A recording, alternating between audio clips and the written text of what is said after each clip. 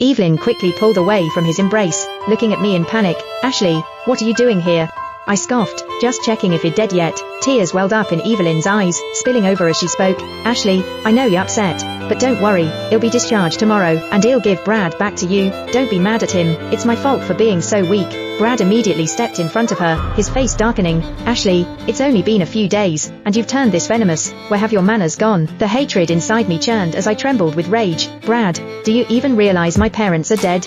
And you abandoned me to be with her for 3 whole days. You didn't even bother to call. Before you question my upbringing, ask yourself if he even fit to be someone's fiancé. I used to be graceful and generous, at least until Evelyn came along. I was not like now, seeing me sharp-tongued for the first time. Brad was stunned. Evelyn's eyes widened in disbelief. Ashley, that joke isn't funny at all. Who jokes about their own family dying? Brad's expression turned grave instantly. Ashley, you insane? Do you think lying like this is fun?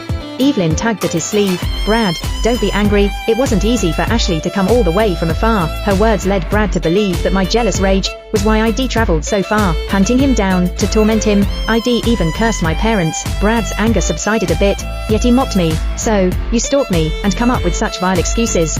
Ashley, I underestimated you, he added. Look at you now, what a sight, like a shrew throwing a tantrum in the street. After so many years together, Brad knew precisely how to hurt me. The most important thing was he didn't believe a word I said. I couldn't be bothered to argue. Fine, Brad, let's break up then. I am sure you've heard enough over the phone. Brad frowned. Ashley, is this really necessary? You know Evelyn saved my life. Can't you stop being so petty? Is it just because I didn't go home with you? I'll go with you next time. His tone in the last sentence was as if he was doing me a favor. My gaze was cold and still. Brad, there won't be a next time. I have no home left. Evelyn stood there, nervously pulling at Brad's sleeve. Brad, Ashley really seems angry. Maybe you should go and calm her down, and I can handle the discharge papers myself. After speaking, she forced a smile, but the light in her eyes seemed about to shatter. Brad ruffled her hair, his tone coaxing. Come on, don't you know your own body?